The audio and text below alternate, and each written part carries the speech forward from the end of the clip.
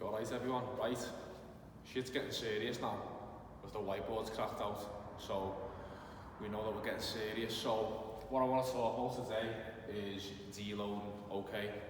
It's a massive part of the training process and a lot of people seem to ignore deloads and don't think they're important. Couldn't be any further from the truth. A proper training program, or anyone who's training hard, will have scheduled deloads or planned deloads in the training program. This is just part of the process and they are needed. Now, I want to show you a little bit of an illustration of what we mean by a deload and how we're going to do it and what the benefits of the deload are, etc. So, if you have a look here, our training as a whole, it should get harder as the weeks go on.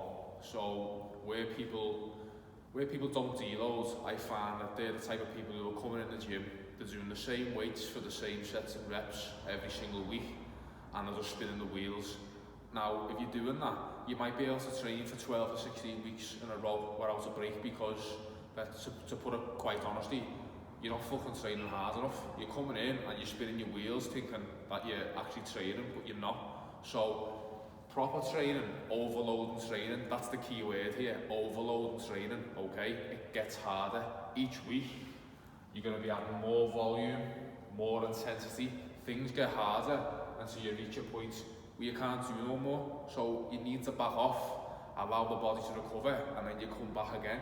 So as a little illustration, if we have a look, week one, obviously you don't start out going balls to the wall. You start off with a decent amount of volume and intensity, okay? And you're going to slowly increase incremental jumps each week, okay? You might add an extra couple of sets, you might add 5 pounds to the barbell, and you'll keep doing that for a few weeks, okay? And you'll see this red line here, right?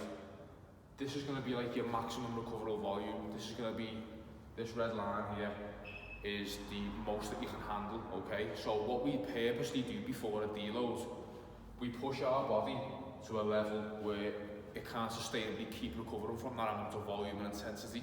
We purposely overload our body so it can't recover.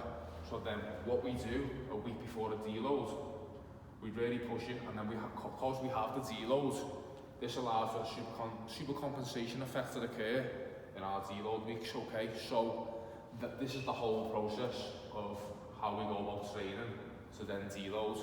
So next time someone tells you that they don't take deloads, they just don't train hard enough. So for all you people who are out there doing it right and taking deloads, use the ones who are training smart, okay?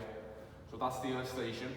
Hope you can understand what I mean by that. So the next point, how do we deload? I get a lot of questions about this and people go, oh, is this a week where I just don't go to the gym and I sit on my arse all week and don't do fuck all?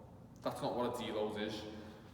What we do with a deload, we still come in the gym, okay, but we keep the same exercises.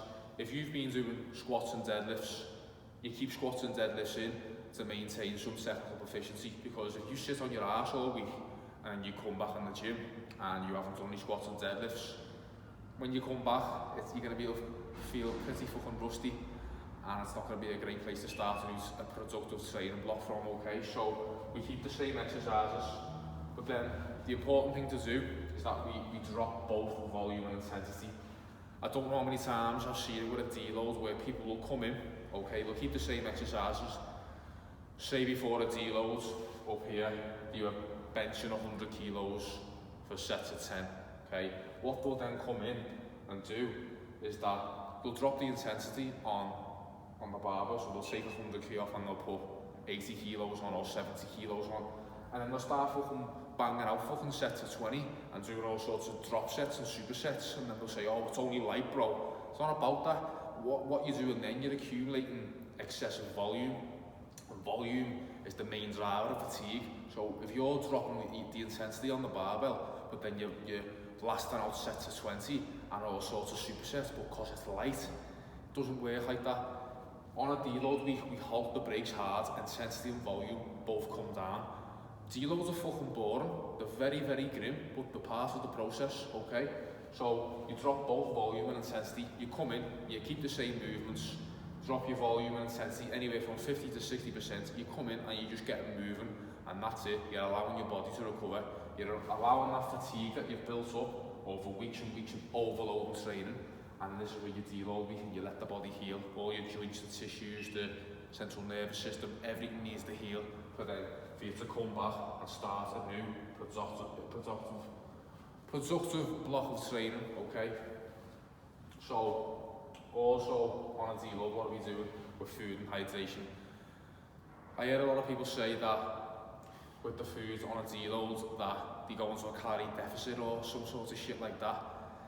If you're gaining weight and you're in a calorie surplus, okay, when you're actually training, it makes sense for the first half of your week of a deload to maybe just slightly eat in a calorie surplus to allow for the body to heal properly. And then maybe towards the latter end of the week of your deload, you may be able to drop your calories down to maintenance. But don't do anything stupid and start going into a calorie deficit on a deload, because you're defeating the whole purpose of a deload. The deload is there to help the body recover, and if you're putting yourself in a deficit, you're just shooting yourself in the foot. So at worst, don't go below maintenance levels, okay? And just one of the final things on the topics of active recovery, etc. Walking should be a part of your routine anyway, but make sure on a deload week you are getting moving and you're not just sitting on your ass on the couch all day playing COD or whatever you're doing, fucking watching Netflix. Make sure you're getting that fresh blood flow around the body. Movements is the answer to heal your body, the lymphatic system, etc. Just get the body moving, the heart pumping, blood all around the body. Movements is the key to recovery, okay? So that's just a little bit of information on deload weeks and how I like to go about them. So make sure you're taking your deload weeks, make sure you're training hard, and don't be a fucking idiot.